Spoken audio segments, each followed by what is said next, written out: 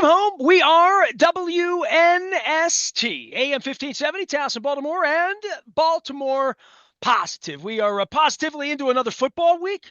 It's Pittsburgh, Baltimore week around here. That will take precedent over all things, not turkey and cranberry and pumpkin pie and mincemeat and all those good things. And of course, crab cakes. The Maryland Crab Cake Tour presented by our friends at the Maryland Lottery, out on the road all month long through the holidays for shipping and for delivery for all your loved ones. This is the best time of the year where people argue, I like the Fadley's crab cake. No, it's a Cross's crab. No, it's Coco's. Ship them all. Just ship them all. It's easy. And of course, we're going to be over at State Fair as well with our friends at Catonsville. And even at Pizza John's, where they ship crab cakes and pizza all over the country. We didn't learn that till we talked baseball. I think the last baseball conversation I had here was at Pizza John's. It was back when it was Dodgers versus Yankees. I don't know that you and I even did a whole requiem on the whole Freddie Freeman thing and the whole how I almost went to Yankee Stadium for Game 5 and I didn't, and I had a ticket on my thing and it was going to be 80 degrees and like all of that. Luke, baseball season, it feels so like, I mean, are we allowed to talk about it, or are we not, do we have to pretend there isn't an off season here anymore like we did for like 30 years? I mean, we could talk about it. Not a whole lot has happened, but yeah, it's been a minute since we've talked some baseball. That I still can't get over that Yankees fifth inning, right? I mean, little league defense that leads to their demise and not being able to send the series back to Dodger Stadium, not putting that anxiety on the Dodgers. And hey, I'm okay with it, right? I mean, if you're going to root for the teams, have to root for one of the teams that has one of the highest payrolls in baseball. It's not going to be the Yankees. So I was okay with the Dodgers winning. But Isn't it funny we were on the Red Sox side for a minute, and then it was like, then now what do we do? oh yeah, I mean, it's the Batman line, right? I mean, you're either the hero, you're either the I now I'm blanking on it, but you live long enough, you become the villain, right? I Right, totally sure. botched that. There you go. Jeez. That's good. You got it right. But yeah, it's certainly it's an interesting off season, right? We talked about this. I mean, we talked about this even before the season ended, when I think in mid-September, I think we had an idea that yes, okay, the Orioles, anyone has a shot, you get in. I don't think anyone was really feeling the vibes at that point, and they get swept, right? Didn't score, couldn't score. So where they go from here, I mean, we've had some decisions made as far as club options. You and I haven't had a chance. I think the most surprising development so far has not been the hitting coaches leaving or some of the changes on the coaching staff. I think you have that happen most of the time anyway. I think it was Danny Coulomb not having his option picked up. I wrote about that at BaltimorePositive.com. It was $4 million. We know how big Danny Coulomb was out of their bullpen the last couple of years. At face value, it doesn't seem to make much sense, but you start to do some digging. His velo was way down when he came back in September. I really wonder if this is as simple as they're not optimistic about the health of his elbow and the fact that he's 35 years old and they have Well, they're other not $4 lefties. million optimistic the way Right. they were. How much did Yeah. they sink into the bullpen last year that didn't really make it through July? Yeah. Well, as specifically Craig Kimbrell. Yeah. So look, and Danny Coulomb could be back at a cheaper rate. I mean, we'll see how these things play out. But to me, that was the most surprising. I mean, Ryan O'Hearn back on an option, Sir Anthony Dominguez, maybe slightly surprising there. I know some people were debating whether the Orioles would spend $8 million for him, but hey, you have Felix Bautista back, presumably healthy. I saw with my own eyes he was throwing bullpens in early October at Camden Yards. So he should be full go for spring training, barring anything weird happening. So you have him, you have Yennier Cano, you have Sir Anthony Dominguez. That already on paper, anyway, looks better bullpen wise. If they So, had done that in the offseason last year, adding some names well, before we got to March, maybe we would have thought differently about it. And now it's, can they add more? But you're like, we just gave Sir Anthony $8 million, and his this name's SER, not SIR, like Elton John or right, or right. Rod Stewart. I do think there's look in. By the way, I met Mr. Rubenstein. Did I?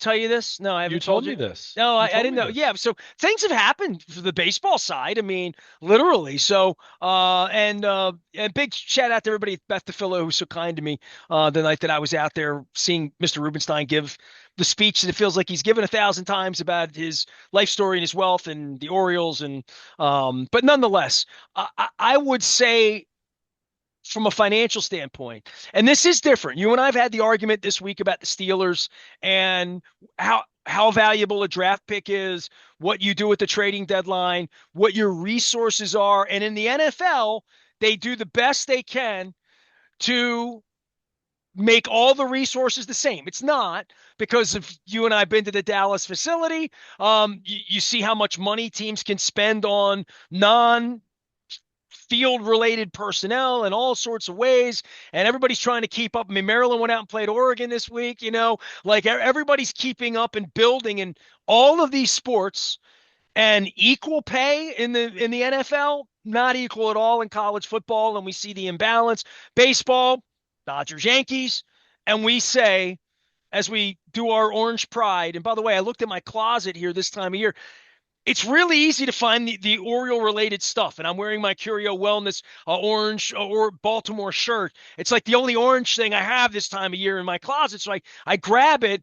And I literally was in New York very quietly for a couple days after the election last week, just walking around, pondering life. And I walked past the Major League Baseball store, which is a beautiful glass thing. And you go in and there's the Rutschman jersey and there's the Gunner, and there's the cool swag they have that's $389 that I'm not going to buy. That's stitched somewhere in Taiwan, probably for the Great American Game. But I had a good time just looking at it and feeling that baseball vibe and thinking of the off season. And again, I spent a whole evening on Monday with Mr. Rubenstein. I spent 45 minutes in the baseball store, in the middle of Times Square, just looking around. I mean, I'm a baseball guy, and we talk about what keeps you involved. And part of that is you and I just doing a segment this week and saying, what did they do? What didn't they do? What could they do? What's Juan Soto going to do? And however long this can gets kicked on Burns, I mean, it looks like the Yankees had big news with Garrett Cole that got sort of happened and flared very quickly, and we're all good. If there's going to be a deal for any player around here, it's just going to happen, but it's probably not going to happen quickly, not this time of year. That keeps it off of our tongue a little bit from talking about it. But there is the big question, which is, all right, you spent $8 million on an arm in the bullpen. How much are you going to spend? And it's a different question for I think college football has this sort of open-ended question in a lot of ways for who's going to spend what on what. And I watch it on Saturdays and I scratch my head. But I find the Orioles to be fascinating for what they're going to value, how in charge Mike Elias is going to be and feel with new ownership, where the real pocketbook is, where the real value is on international players. I mean, somebody's going to sign this kid from overseas that like Mm-hmm. I've watched him throw, and I'm like, dude, that guy's at least a two, if not a one, and probably going to sign on the West Coast, I guess, because that's the way it goes. And what's going to happen with Soto? What's going to happen with big contracts that are out there? And you wonder, are the Orioles a player or are they not? Mr. Rubenstein sat in front of me. I shook his hand. I talked to him. I had 30 seconds with him, and it's so uneventful as to not. I mean, I guess I'll talk about it at some point. There's really nothing to report, of any substance. But nonetheless, I am wondering, and I will judge them on their actions as to you can be a poverty franchise. Are you going to be? Are you trying to build something? You trying to build an upper deck? What's Miss Griggs doing? How concerned are you about the 10,000 empty seats? Which is I didn't lead with that with Mr. Rubenstein, but I had about 30 seconds with him. That's all he wanted to give me. And that's cool. But I have a lot of questions, and every fan should who's given their money, including the Birdland insiders. And, I've talked to a lot of people about their financial involvement. But there's no question my heart's still very involved. You know what I mean? Like, especially in off season when they can win and watching a World Series. I mean, you know how close I came to going to game 5. I was all set up to go to game 6 and 7 out in LA with Janet Marie and rooting for the Dodgers a little bit and having baseball be fun for me. I mean, on a personal level, it's not as much fun as it used to be for me, but I try to pick my moments. I mean, I did do 30 ballparks in 30 days. I mean, like, and add it up. I only been to 43 World Series games. I said 47. I had the wrong number on that. But so I love baseball enough to spend a chilly Monday night out with Mr. Rubenstein, enough to spend, I could have been anywhere in New York on an 80-degree day. I was in the baseball store, goofing around. And I'm wondering who they're going to be. I mean, that's really my big, like, it has nothing to do with Angelos, although I did bring his name up with Mr. Rubenstein because he asked me why I didn't have a press pass. And I said, well, um, so I don't. This is their time to do whatever the splash is. I don't even, or whether they want to make a splash, or whether they think we're not a splash team. You know, Cardinals weren't a splash team, and we can be that, or whatever they're going to point as their PR North Star, whatever they're going to pimp out on Orioles.com, and however the corporate, because it feels like it's going to be very corporate. One thing I got from Mr. Rubenstein that I will share with you that I haven't shared publicly, and is I guess the first time. He doesn't really know a lot about baseball. You know what I mean? Like, if I were to sit with him, I would agree with Mr. Ullman to say I'm not gonna like ask him if Ben McDonald was his favorite pitcher in the '90s because he was very upfront about having not watched baseball. He said he went to 38 baseball games this year. It was 38 more than he's been to the last 50 years. He said. Yeah, So you know what I mean? Like, I don't think he's to blame. He is just the pocketbook and the guy they need to convince, the unconvincible, which is give Soto 600 million. You know what I mean? Like, I don't know how they value this. I don't know how a 74-year-old guy who keeps talking about it being a philanthropy but needs to make money and wants to make money. He has 10,000 empty seats. Nobody knows how to connect to it online. They're more restrictive as a group. I mean, there's all of this really high-end stuff that I think he's a really smart guy, can sit and talk about it, but I don't think he bought this for kicks, dude. So asking him questions, I don't think he really has the answers, and I'm not looking to embarrass him. You know what I mean? Like, but I don't know how you sink 150 million a year into this, more this, that, value it. That's Mike Elias is the value, and quite frankly, he never got to stay at the Four Seasons. He lived at the Courtyard well, and was fine with the Courtyard and learned how to live there, but doesn't know how to own a room service from there. And when all you've done is badmouth it, like McPhail, and say free agents bad, bad, bad, too much, wasted money, high risk, arm, UCL, ACL, Tommy John. I hear you, but the fans that are here that you need to satiate need to see something that feels different. I don't even know what the hell I'm talking about, but I'm just talking out loud because it's November and we're talking baseball relevantly in a real non-Angelo sense for the first time since I went on the air in 1992 and 93, that I've lived long enough to survive it all. I do wonder what it looks like, and I'd love to have smart people. And again, with all due respect to Mr. Ullman and Mr. Rubenstein, they're not the ones that give me answers. I literally don't expect to sit next to them right now. And I know more about baseball than Mr. Rubenstein. I promise you. The history of it, where the money, the flow. I think he's a really wealthy guy who's having a good time with this, and I got to hold him responsible. But like, I have a lot of questions that need to be answered and the fans need to be answered. It's going to be on display and judged in the coming months as to great players are available if you want to pay that price and you have a couple of your own. And we're in it for real now. There's no more John Boy and Peter's not here anymore and Chris Davis and what are we going to do with Machado? They got a real situation here. They can win multiple championships if they figure it out. And I think they can rebuild the city and all that stuff and maybe even get some Hispanic people there or some African-American people to the games. But all that aside and all my snarkiness aside, this is really ripe with opportunity and really rich guys that say I'm really rich and we have the money. They keep saying that. Well, then go sign Juan Soto. and let's move your payroll to 145 million and suck it up and let's go. Let's go play. I mean, I don't know what else to say because you're either going to put big boy pants on or you're going to force me and Luke to sit here and say, well, they're trying harder, but they're a poverty franchise. I mean, at some point you got to sign somebody. Sure. Well, and in fairness to them, they brought in Corbin Burns last year on a trade, and he made money.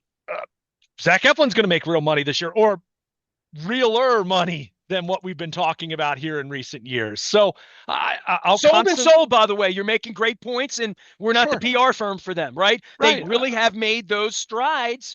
I mean, they were I playing mean, relevant Craig, baseball in October, you know? right, and this is where we need to strike the proper balance. And when I say we, I just mean generally speaking. Fans, media, whoever, just objective observers. I mean, this is still a team that has a lot going for it. And I even just saw it. I think it was MLB.com. I can't remember. The Athletic. It was a national outlet. And they were ranking the current rosters around baseball. And the Orioles were still ranked very highly. I think they were fourth, fifth, something like that, because of all their young talent, right? There's still a lot to love about this baseball team. And your first point about Rubenstein not knowing a whole lot about baseball, I'm okay with that because honestly, if you have an owner who knows a whole lot about baseball, what also do you run the risk of having happen? They get involved, they meddle, they start thinking they're smarter than the general manager they hire, right? So I can see both sides to that argument there. I think the big question, and you said it. I mean, this is clearly this is not something that a man with at the age of David Rubenstein comes in and just says, "I'm going to buy this and I don't care about winning whatsoever. I just want to turn a profit." Now, whenever he or his family or whoever, the rest of the ownership group, however it plays out, I mean, maybe this group owns the team for the next 20 years. Who knows? Even after David Rubenstein's long gone, right? I mean, none of us know how long we're going to be on this earth, to be clear, but uh, clearly it'll be profitable because that's just how these things appreciate. Even the bad franchises appreciate in value because it's just a cash cow in that way. But what does he want it to be? Does he want to truly win a World Series? Does he just want to kind of ride the wave of what's already started under Mike Elias and what had started under the previous regime because they drafted well and they had early draft picks and all of that. So I want to be clear here, though. Look, in a vacuum, going out and signing Juan Soto would be amazing, right? And I'm not even saying that they couldn't go out and do that in a vacuum. Practically speaking and understanding priors and all of that, you and I certainly aren't holding our breaths for that to happen. But I'll also point out there's a wide range. It is a very wide net between being not even the A's, because the A's are a different category right now. Say the Rays, right? Who I think are projected to be 26th in payroll this coming year. And again, that's so early. Those projections don't mean much right now. To be between the Rays and signing Juan Soto, right? And taking your payroll to that range instantly, knowing that all these young players you have are also going to get more and more expensive over the next few years. So there's a wide See, this range is here. what I would like to sit down with Miss Griggs and say, I mean, what's real here? Yeah, I mean, What is the they're not promise going to the fans here? but they're not going to broadcast that because for one thing, you start doing that, you're already negotiating against yourself against potential free agents, right? So they're not going to do that. But my point with that, and Burns is a much better example here. Okay, I've even said to you at different points, even if I were a general manager, and let's say I wasn't the Dodgers, but let's say I was a team that had a top half of the league payroll, I'll be totally honest with you, Nestor. I'm not sure I'd spend what Corbin Burns is going to get in free agency. Again, his strikeout rate has dropped 4 straight years. He was great at the very end of the season, but as recently as August, we were saying, what's going on with Corbin Burns, right? He had a very good year, but it wasn't 2021 peak Corbin Burns. So my point in that is not trashing or tearing down Corbin Burns. Let me be very clear. I'm working under the assumption that someone is going to give him a 7-year deal, and maybe they won't. And if they don't, then shame on the Orioles if they're not in on it. If he only gets a 4-year deal, then we're having a much different conversation. But I'm working under that assumption because Scott Boras is going to do what Scott Boras is going to do. And part of that is also going to be that Corbin Burns probably isn't going to sign before Valentine's Day. Or based, he might based on not how pitch till May in some right, cases, exactly. I right? mean, Literally. you never know. So my point with saying that is, okay, even if it's not Corbin Burns, you just mentioned Sasaki. We just found out just a couple days ago he is going to be posted. With him being younger, he's not the guy that's going to get, a Yamamoto nine-figure kind of contract. You kind of look at the Orioles and bonus pool money, and there's been some question as far as whether he'll sign before the date that goes into the 2025 international signing period. So, but the point is, the Orioles now, it's going to be a tough sell job because the Dodgers obviously have had a history of having. Luke, we moved the wall back. We moved the wall back. But I'm talking more so in terms of the history of Asian players signing in LA. I don't think there's any question that there's right. I don't want to say there's a bias, but it's more than a trend. Sure. I mean, so culture's part of that. What region? I mean, being on the West Coast compared to obviously the well, this is part of the problem. Nobody grows up dreaming of being an Oriole. Not even Little Rock, Arkansas. Not in Japan. Right? Certainly not in Japan. Right. But that said, that's an option. I've mentioned. I know. Like growing up wanting to be a Washington General. Yeah, I mean, you never know, right? And some of that just goes back to pay. Everybody wanted to be a Globetrotter. Everybody wants to be a Yankee or a Dodger. My people are from Venezuela. Nobody dreamed of being an Indian, even though they had some good ones, or even some White Sox when they had a Hall of Fame one. But at the same time, their money still counts, right? Their money still works. So, but there's Blake Snell. There's Kikuchi from the Astros, right? He went over from Toronto. Everyone scratched their head and said, wow, Houston paid way too much. Did you see how he pitched for the Astros? He was outstanding. So he's older. He's not a guy that's going to get a nine-figure long-term contract, but these are the kind of pitchers. Blake Snell's 32. He's not going to get Burns money if we're assuming Burns is going to get somewhere in the vicinity of what Scott Boras wants, but he's still going to get really good money. So I don't need it to be top of the market. I don't need to see the Orioles sign Juan Soto or even Corbin Burns. At the same time, you've got to go out and get a legitimate starting pitcher. Or in the case of, maybe they're not looking for a left-handed outfielder, but I've seen this name mentioned, even though he's probably, he's made it clear he'd like to re-sign in LA. But Teoscar Hernandez, right-handed hitting outfielder, he's older. I get that. He's not going to be like a crazy long contract, but just won a World Series, has played in the World Series before. He's got a profile. He's got swing and miss, but he also draws walks. Now, playing in Baltimore with the big left field wall, he's not going to hit 30 home runs, but he could still hit 20. I don't think you win a bidding war with the Dodgers for him, but it's a question as to whether you want him or Santander and at what price, right? Right. And again, he's not going to be the biggest ticket market out there, right? I mean, he's not the big ticket signing out there, right? There's a big range here. I want to see the Orioles spend money too, but I don't want to see them spend it foolishly. I want to see them spend wisely. I would much rather see a scenario where they sign a couple of these.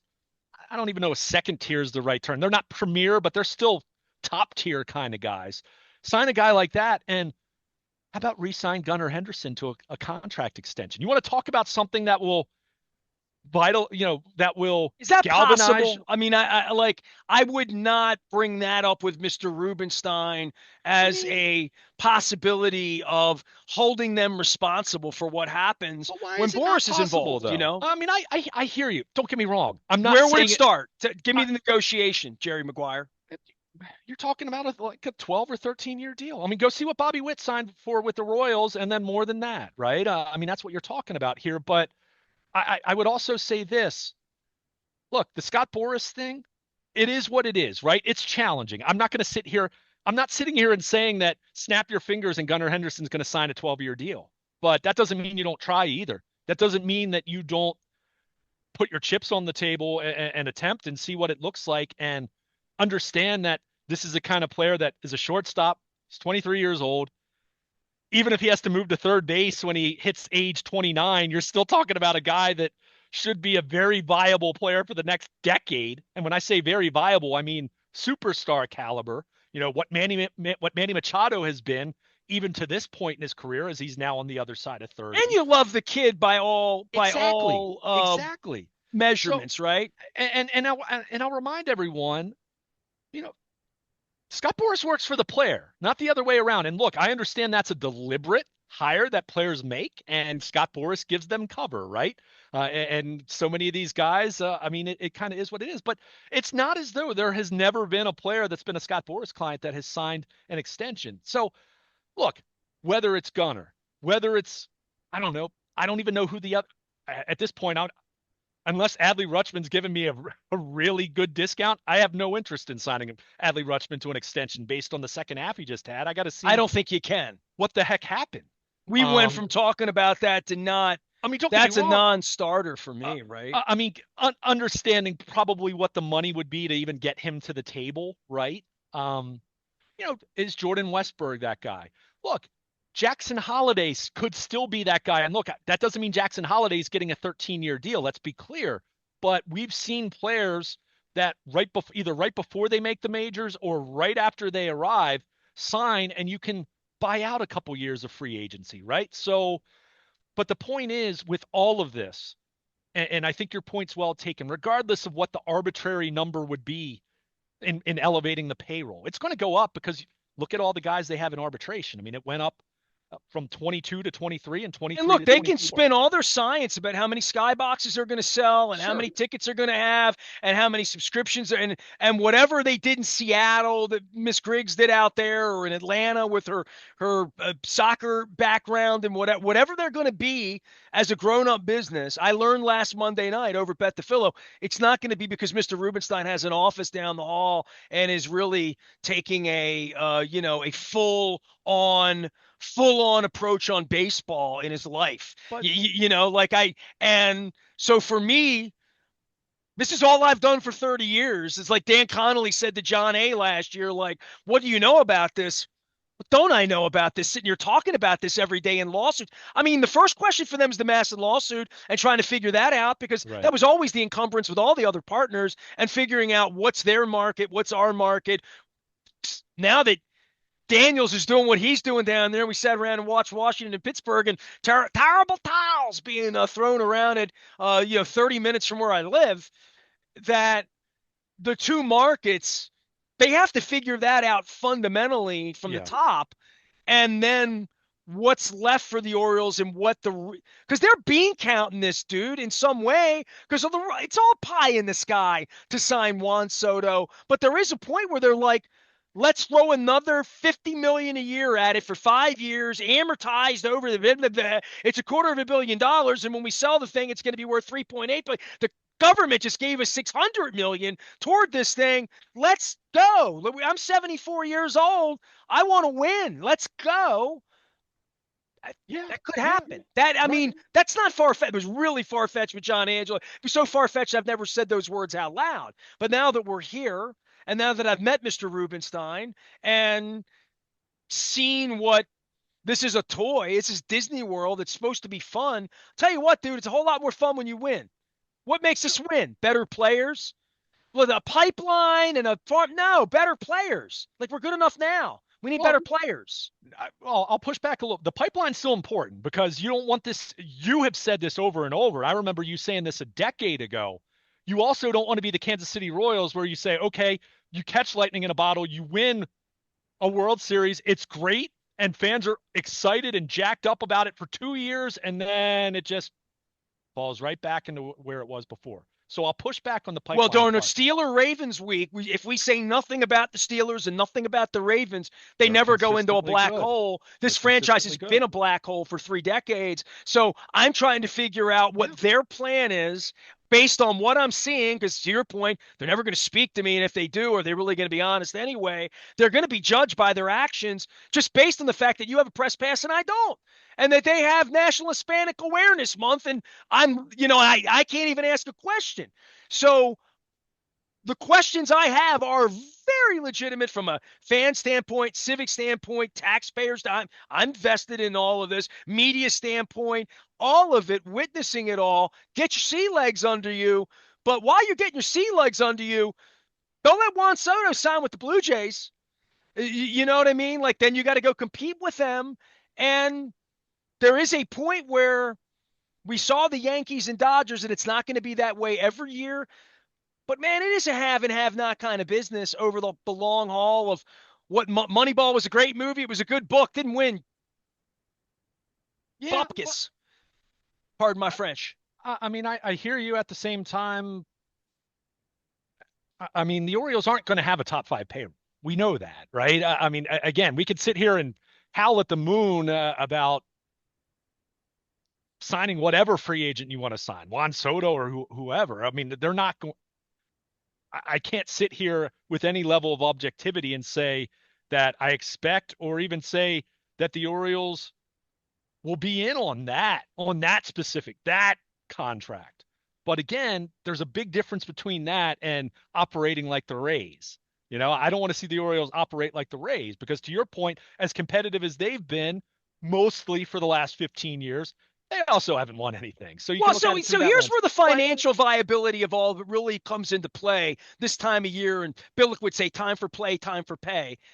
Dude, I don't know what their real revenue top line is. yeah, I can guess. I can talk to Kurt Badenhausen. I can bring him on from Sportica. Like, and I will do all of that in the offseason. And we will put pencil to paper and say, what's Masson doing? I'll have Marty. I mean, I'll go to all the experts as I've always done, and I'll put a bean count on it to some degree. I hope the Baltimore Banner's doing this. I don't expect the Baltimore Sun to do anything. But try to disrupt city politics. But I would say, for me, they're going to have to be speculative, Luke, to some degree, sure. right? Like, You I got to don't project. know Yeah. how much money is coming in or where it's coming from, but whatever it is right now, all of their Birdland this and their sweet sales and whatever TJ Brightman assembled and Greg Bader assembled and whatever he has over at Masson, and they bring their bean counters in and they whatever they're going to do with their talent and whoever Jim Hunter and Fred Manfred are going to shove out, or whatever Amber Theo Harris they're going to bring in, and who's going to sit where and who's going to get paid what and what's going to happen to Palmer, and just on and on and on. All the offseason issues they have, including we got $600 million from the government. How do we want to spend it? I was just going to Oh, say that that's a big part of the projection here, that you have the renovations that are still, they aren't imminent in terms of being completed, obviously, and they're still going through that process, but that would have to be a massive part of the projecting out what your revenue is going to be, not so much in 25 and 26, but 28, 29, 30, 31. And again, that also coincides with some of these young players that you have that you want to keep at least a couple of them, right? And mix in free agents and make trades and do all the things that a good, viable, at least mid to upper mid market team would do, which I think, as I've always said to you for the better part of a couple years now, the St. Louis Cardinals and what they've built over, not in the present, because it's kind of been dry for them the last couple years, but what they've been for the better part of 25 years is that's what the Orioles should be aiming for. It's not going to become the Yankees or the Dodgers payroll and revenue wise. They're not in that kind of market, but St. Louis, which is not a gigantic market, even though they have a wide net to cast regionally, in that part of the country, it's still not a colossal media market, but they've been able to do very well. And they've been a team at different times that's been somewhere in the neighborhood of 11th, 10th, ninth, maybe as high as like 8th in payroll in any given year. Right. So I think, and I did this recently, Nestor, and I'm not going to bore you by going down the list and reading it unless you want to hear it. I went back over the last 15 years of World Series. I looked at the World Series winner and I looked at the World Series loser and I looked at what they ranked in payroll. And you don't have to be number one. You don't have to be number two. You don't have to be number five. I will say, with very few exceptions, Cleveland was 22nd back in 2016 as the World Series loser to the Cubs. Obviously, the Rays and the very bizarre pandemic year that really shouldn't even count. I mean, that was just such a strange year. Rockies got But in one year, but that was a long time ago. the Diamondbacks were 20th a couple years ago, obviously getting in. Point is, when you kind of look at it, if you really fancy yourself as a team that's going to give yourself a great chance to win a World Series at some point here and hopefully have multiple chances to do that, real chances, not just sneaking in as the last wild card and hoping that you catch lightning in a bottle, you kind of need to be at least top half of the league in payroll. I think that's probably a general rule of thumb there.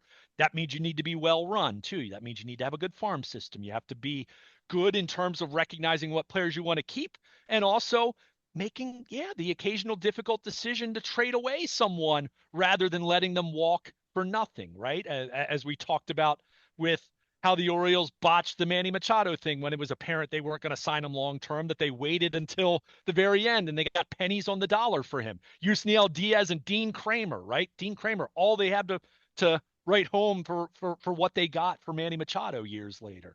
So you have to make those decisions, and some of those are tough decisions. And look, I mean, the Red Sox are still being killed years later for letting Mookie Betts go.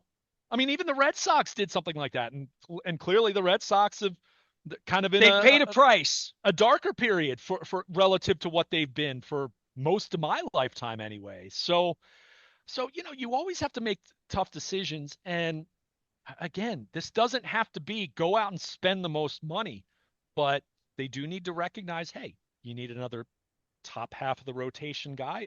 If it's not Corbin Burns, fine, but you better go out and get someone that's going to be legit, that is going to slot in there at least with Zach Eflin and Grayson Rodriguez, and then we'll see what happens on Kyle Bradish later in Well, the that's season really and where it all that. becomes a shame that everything we're talking about is really stacked upon the fact that these kids have gotten hurt. Sure. Bradish, Wells, I mean, Batista in the bullpen, Means, who has been so hurt that we haven't talked about him as a thing. Rodriguez has been a bit of he has had some issues going Yeah. on. And when you lose that, and it costs $18 million a year to buy Zach Eflin for a minute, Yeah. and even you have to throw some kids in on a trade to make that happen, or when you want to rent Corbin Burns for 31 starts, it costs you an all-star shortstop that you're not going to have for 5 years. A lot of teams, certainly not a lot of teams, this freaking poverty franchise here that Team Angelos ran for years, they never had an Ortiz to deal away. Yeah. Eduardo Rodriguez, I'm still talking about it. They got a relief pitcher. You know what I mean? So, like, it's not on a value basis. I am 100% with everything you're saying, which, by the way, Luke Jones, I would say this to you as a baseball person. If nobody's ever listened to you before and you came in, you're preaching in the beginning, which was always that Lee McPhail, they'll eat Salisbury steaks, so don't feed them filet mignon. Don't start that appetite, where you were like, they can spend money, but they just got to be smart money. That works whether you're the Yankees or the Dodgers, although you have less of a curve for it, Sure. or whether you're the Rays. Is it smart money or is it not smart money to sign Juan Soto? Is it smart money or not? And Adley Rutschman would have smelled real good a year ago. Jonathan Scope would have smelled good at one, right? We can go through Craig Worthington. I can go through the men of great promise, Rocky Coppinger. How about Nestor? How about the fact? I mean, there is so much revisionist history on the Chris Davis contract. If you go back, look, there were absolutely some people out there who did not like that deal, but by and large, most Orioles fans, at least that I came in contact I with, have a screenshot of Don Moeller that would embarrass him. Absolutely happy. So again, there is a perfect example. And let me be very clear. I am not using that as an example to say don't spend money, but you need to spend wisely. And look, in a vacuum, I'd love to see the Orioles sign Juan Soto, because I absolutely do think when you consider his age, you consider his profile. I mean, this is a guy that with the Nats back in like 19 and 20, and before they dealt him, I mean, his earliest seasons, his age 20, age 21 season, you know what the closest comp to him was in terms of how he was producing? It was Ted Williams at that age. Like, I mean, just kind of crazy. I mean, we're talking about an absolute Hall of Fame talent, whether he's a little bit of a jerk or not, with some of it, some of the things we've seen even against the Orioles. You get over that real quick when he's wearing your uniform. Let's put it that way. But I also The country bought the clown, going to get the circus. So, if you get what you get when you sign. But I'm also living in reality and understanding that, okay, the contract that it's going to take to sign him, even for a major market team, that you have a more of a margin for error if, for whatever reason, he suffers a career-altering injury at age 30 Well, the or Cubs can afford him. It could sure. convince him he'll hit 50 there, right? But Like, but if it's about money, if it's about uh, winning, he'll just stay in New York and make it right. I happen. mean, all things being equal, let's be clear, and this is where I do get annoyed with some of these small market teams. Any team in baseball could truly sign Juan Soto if they wanted to, right? If they wanted to.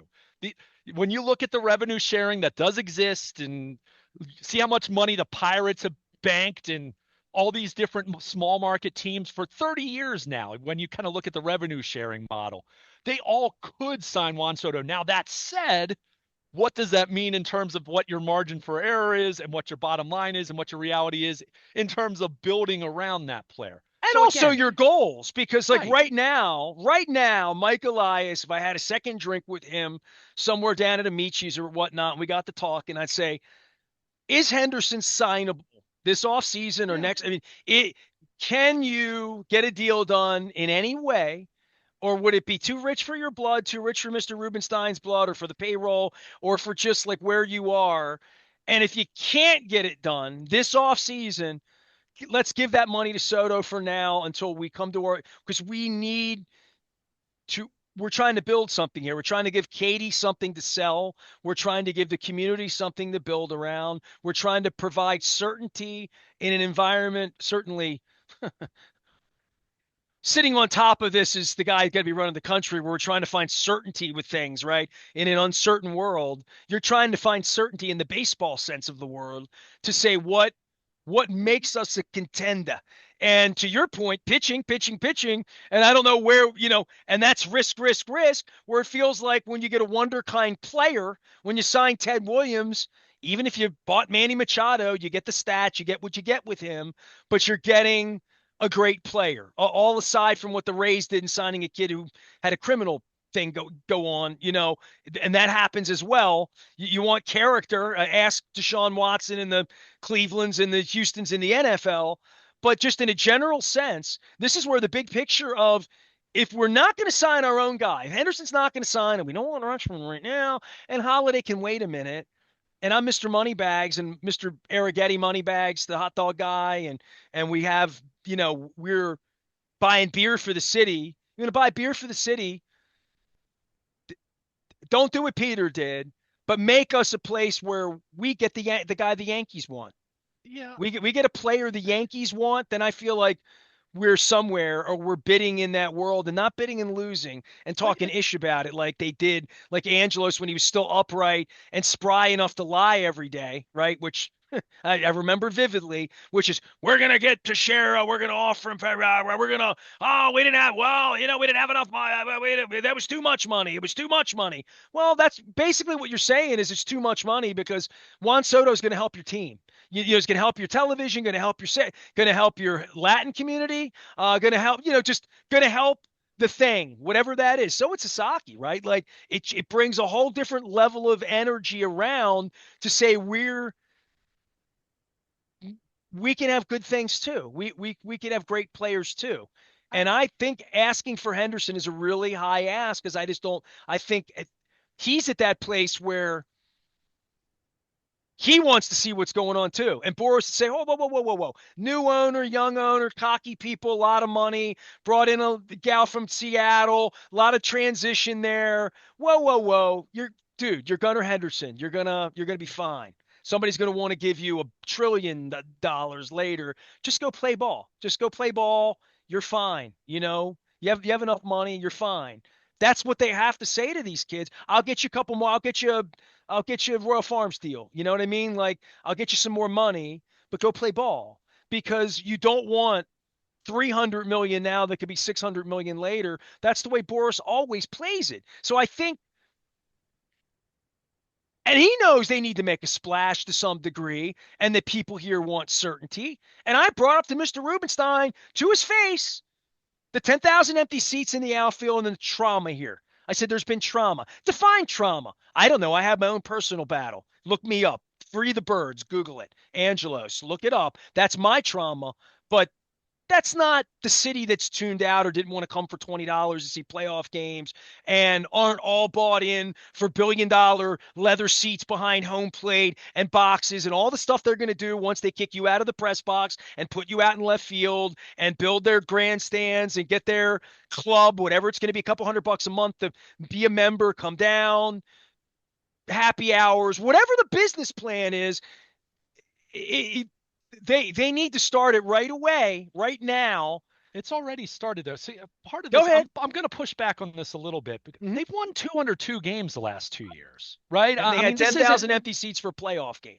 okay, but yeah, but it was also on the heels of 3 months of mediocrity, and we've talked about all those issues. I think, see, the worst thing they could do to me is to overreact to that. They need to react without overreacting, and this is the point I keep making about, just to go out and spend a bunch of money and to. Dude, I'm not asking him to sign David Segui and Jeff Cohn. Well, but you are. I'm you're not talking about Juan Soto over and over. We know that's not going to happen. And when you see that? Oh, whoa. Right out of the gate. We know that's not going to happen. Okay. All right. I mean, do you really think it's going to? I mean, I'll gladly be wrong. As I said, in a vacuum, I'd love to. I keep telling you this though, and I don't know what kind of owner I was telling you this. I was telling you this a decade ago, though. If that's not possible, then you just lower your bar and you said we're not going to sign the best players. We're going to sign the players we can sign or we can afford or who like us enough or give us a discount of some kind. See, you equate winning with spending the most money. I don't. I really don't. You do. I'm more sophisticated. You do, because we had the same argument about this a decade ago. How many times did I tell you the Orioles, okay, the times they spent money, they ended up spending it really stupidly.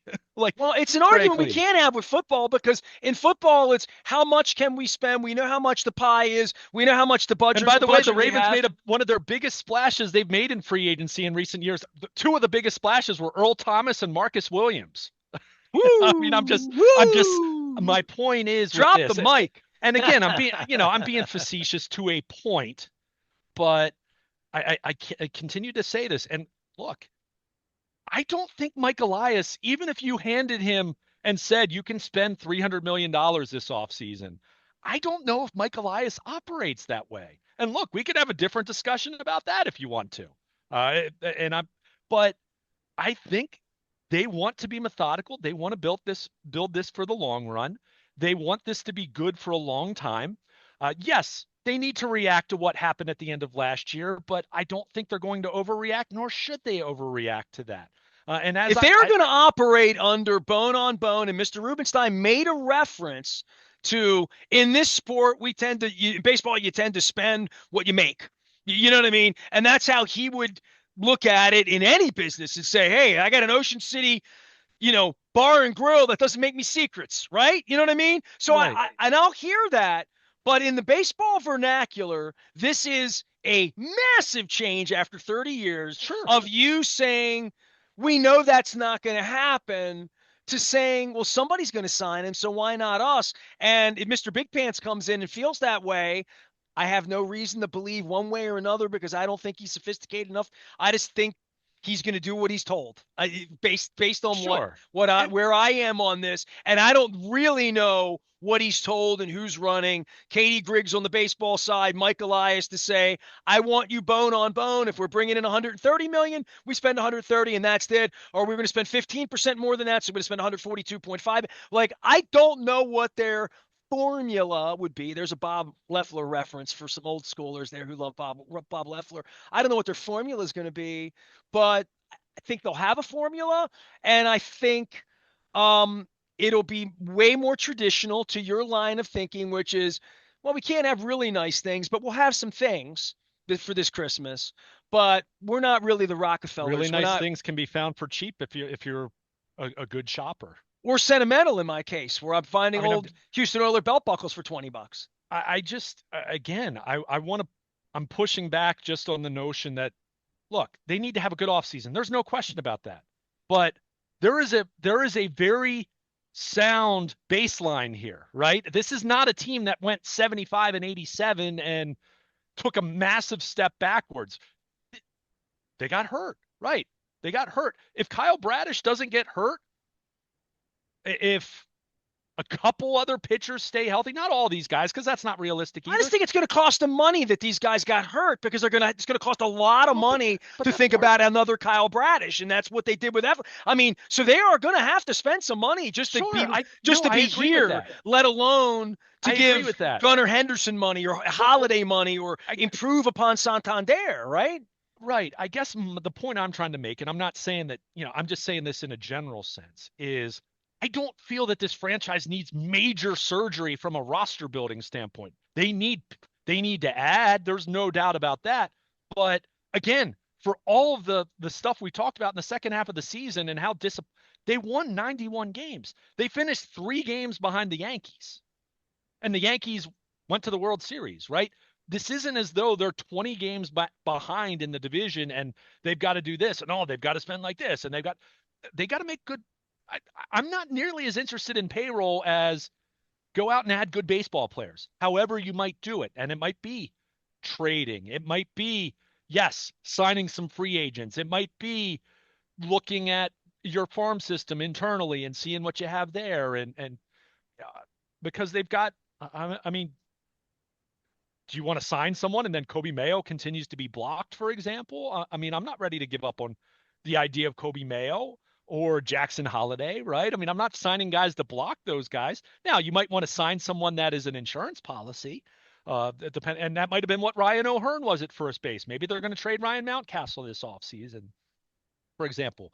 I guess the point I'm And trying the to make. speed with which just plays out and the confidence level of buying in, selling tickets, spring training, hope, and I all mean, of that. I think It so is a much. season of hope It that we're is. even talking about Juan Soto or even It talking is. about a contract for someone and even talking about a team that's won 202 ball, like all of these numbers that add up.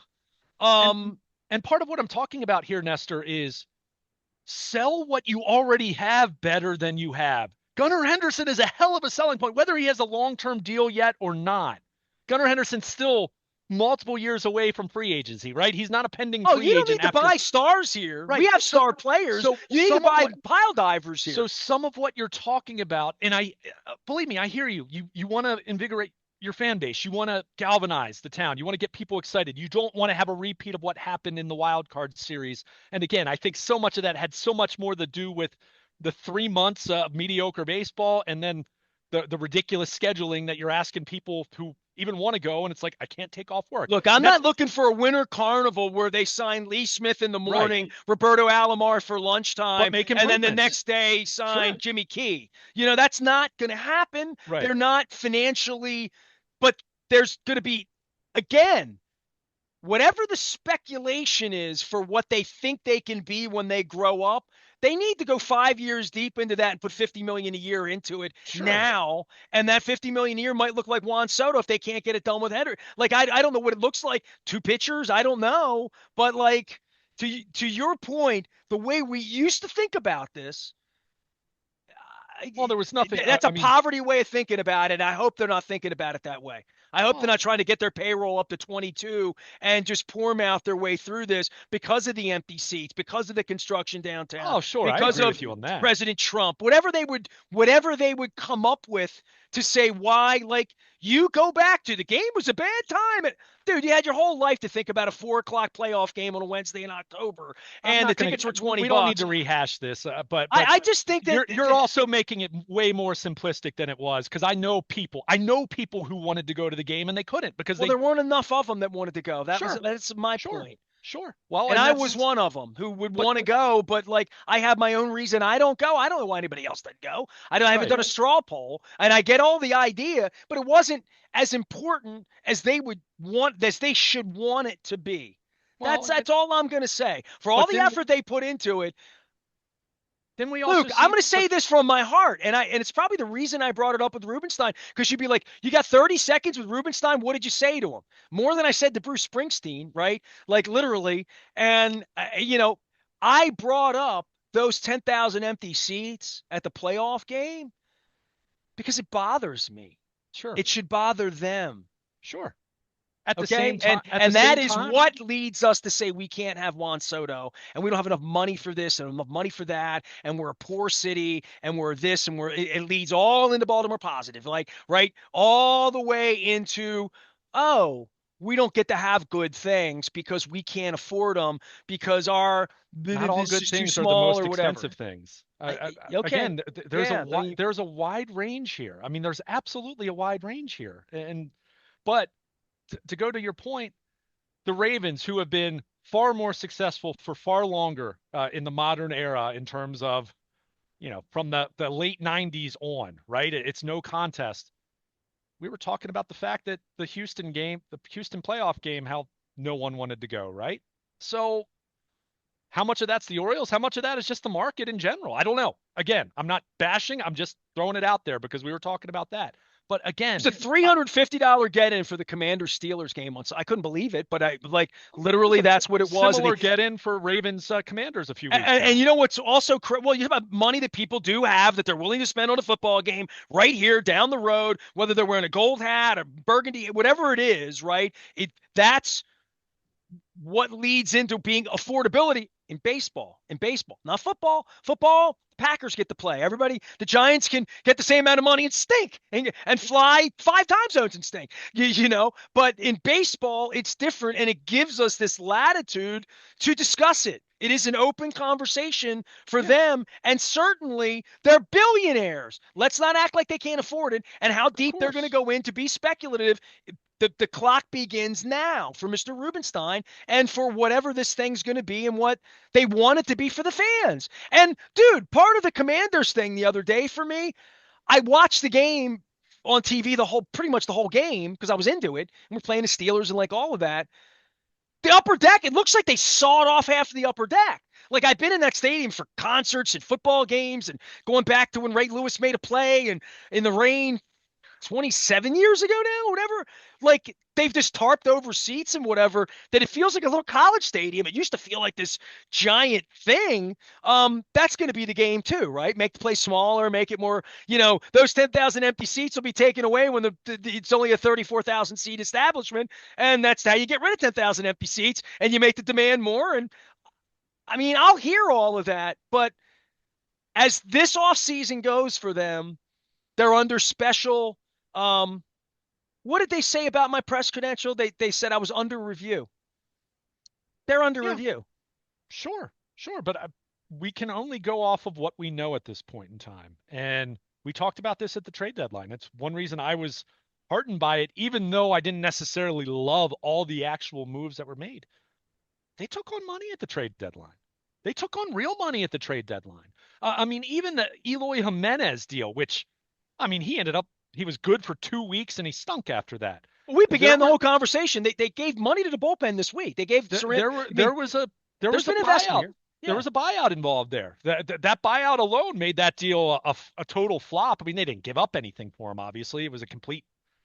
White Sox said, "Here, take them. We don't want them anymore." Mr. Uh, Angelos didn't write $1.5 million checks for anything, not even right. Xavier Hernandez. But the point is, so with that, and again, you can only add so much money at the trade deadline, right? It's not free agency.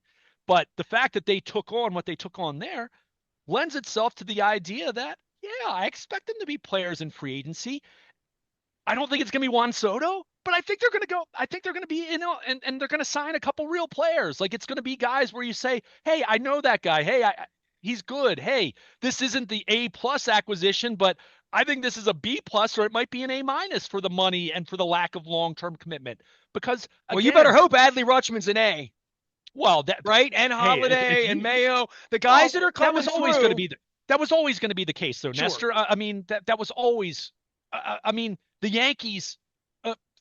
At times where they haven't been as good, it's been when they've had some young players that were supposed to supplement and complement some of their stars ended up not working out, right? I mean, look at Then the Stanton Yankees of the can't play. 80s. Judge gets hurt. I mean, look at the Cole Yankees of the can't 80s and pitch. I early mean, yeah, 90s. yeah. Yeah, I mean, so I mean the Dodgers, for all the money they spend, look at their farm system and look at the young players that have come up and helped them over the years, right? I mean, they continue to have a great farm system. So again, it's not just about money. And I know that you know that. I mean, not a little bit of this is wrestling, pro wrestling going back and forth.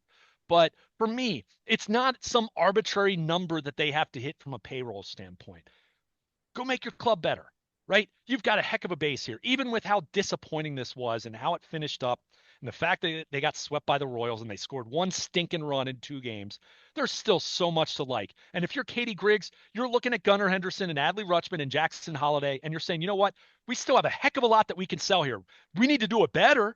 We need to come up with new ways to find people and reach people, but that's pretty darn good, regardless of who we might go out and trade for or sign in the next 3 months. So there is so much to like that's already there. And that's why I've said over and over, react, but don't overreact to what happened at the end of last year, because there's still so much to like, and there's still so much promise here, and there's still a heck of a farm system, even if maybe so many guys have graduated that, okay, it's not ranked first in baseball anymore, but there's still guys in the pipeline. We're going to be talking about Sam Basayo, their catcher who reached AAA at the end of last year.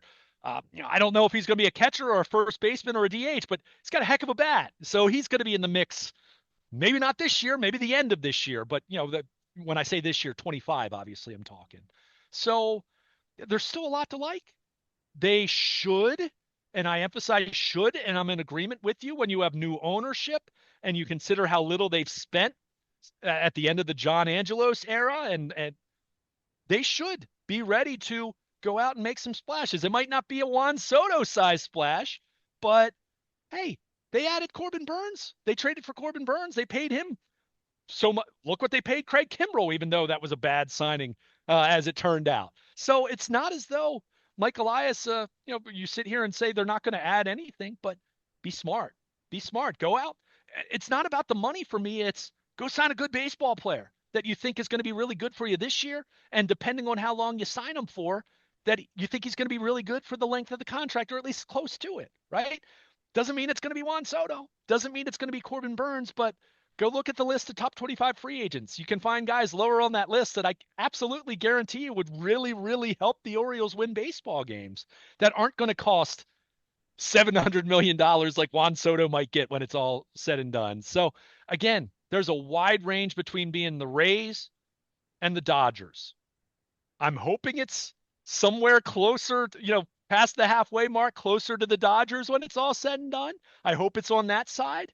I don't know if it's going to get there this offseason, but yeah, if we're sitting here on opening day and the Orioles have a payroll that's not considerably larger than it was last year, and we're looking at the roster and the rotation looks and you're still wishing they had a right-handed hitting outfielder. And we can't be talking about Kyle Bradish next year and about, maybe we're talking about Batista because he's back, but we're not going to, I'm not going to be crying about Means or Wells or Bradish. No. I'm not going to, I agree. It's not, we used to have that anymore. Now it's, what do you have?